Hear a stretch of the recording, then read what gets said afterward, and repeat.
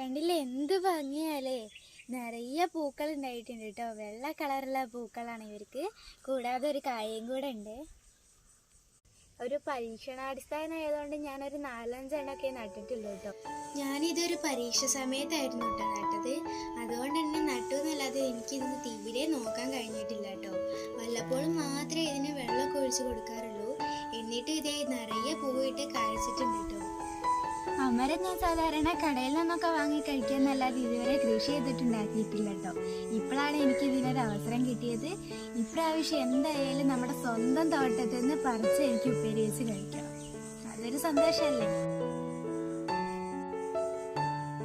ഈ ചെടികളെല്ലാം ഇങ്ങനെ നിറയെ പൂവിട്ട് നിൽക്കുന്നത് കാണുമ്പോൾ ഞാൻ വിചാരിക്കാം കേട്ടോ, കുറച്ചും കൂടെ നടായിരുന്നു.